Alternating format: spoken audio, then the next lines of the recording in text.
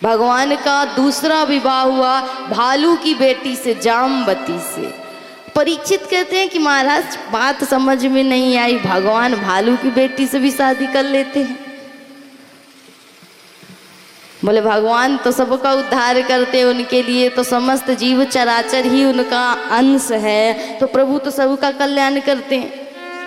बोले एक राजा था, सत्रजीत नाम का राजा, ये सूर्य का उपासक था। इसको सूर्य भगवान ने प्रसन्न होकर के एक मणि दी थी, स्मंतक मणि।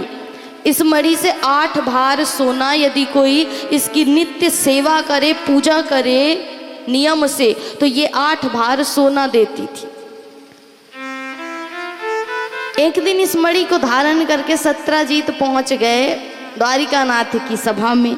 अब सब लोग तो सत्रजीत की बड़ी प्रशंसा करें, अरे महाराज साक्षात सूर्य भगवान लग रहा है, चल करके आ रहे हैं, ऐसा तेज ऐसा प्रकाश। लेकिन द्वारिकाधीश को क्या मतलब किसी की प्रशंसा से? द्वारिकानाथ हंस पड़े कि कैसे सांसारिक जीव हैं, एक छोटी सी मणि पा गई और प्रशंसा पाने लगे, पद बड़ा समझने लगे, अभिमान आ गया। सत्रजीत के अंदर बहुत अभिमान है कि हम इतने बड़े उपासक की हम ही को सूर्य भगवान ने मणि दी है, और उसको लेकर के घूमते रहते हैं, दिखावा ज़्यादा करते हैं। तो जैसे करते हैं ना, हम लोग भी करते हैं, सब करते हैं संसार में, कोई नई नई चीज़ मिली हो तो उसको बार बार दिखाएंगे। जैसे अभी के समय पे मोबाइल, नया फ़ोन ले लो तो उसको फ़ोन नहीं आएगा, फिर भी बार बार निकाल निकाल के दिखाएंगे कि हमने नई ली है, नई वस्तु है हमारी।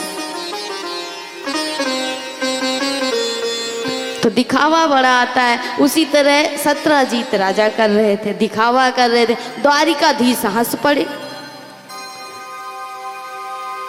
अब क्या हुआ कि सत्रजीत उस मणि को धारण करके भगवान की सभा से तो निकल गए। एक दिन क्या हुआ कि उनके भाई प्रसेन ने उस मणि को धारण की और चले गए वन में। अब प्रसेन ने उस मणि को चूंकि धारण कर रखी थी, शिकार करने गए थे, तभी एक सिंह आया और उसने हमला कर दिया प्रसेन पर। प्रसेन को मार दिया और उस मणि को लेकर के भाग गया। लेकिन रास्ते में मिल गए जामवंत जी। जामवंत जी क्या है? रीछ है, भालू का स्वरूप है उनका। इस सिंह को मार करके वो मणि उनसे ले ली और ले जा करके अपनी पुत्री को दे दिया। पुत्री ने सोचा कोई खेलने की वस्तु है, उससे खेलने लगी। उधर जब प्रसेन लौट करके नहीं आए तो सत्रजीत को अब चिंता है गई कि महाराज भाई भी गया, मणि भी गई, आखिर ये कार्य किया किसने? तो कहा संसार के लोग सोचते हैं हम पे कलंक लगता है, लेकिन यहाँ पर तो भगवान के ऊपर भी कलंक लग गया कि द्वारिकानाथ ने मणि चुरा ली। प्रभु कहते हैं हमको भी नहीं छोड़ा। लेकिन भगवान ने कहा इस कलंक को दूर करना पड़ेगा। सेना तैयार की और निकल गए वन में खोज के लिए।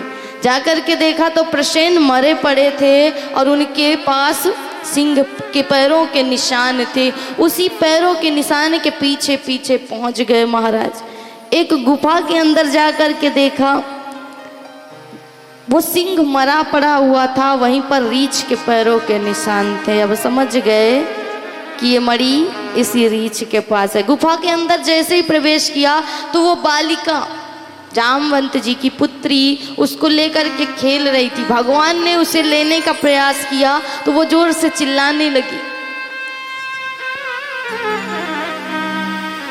जामवंत जी निकल करके आए और कहा महाराज ऐसे मणि नहीं मिलेगी, 2-2 हाथ करने पड़ेंगे युद्ध। कई महीनों तक, कई दिनों तक भगवान से युद्ध चलता रहा जामवंत जी का।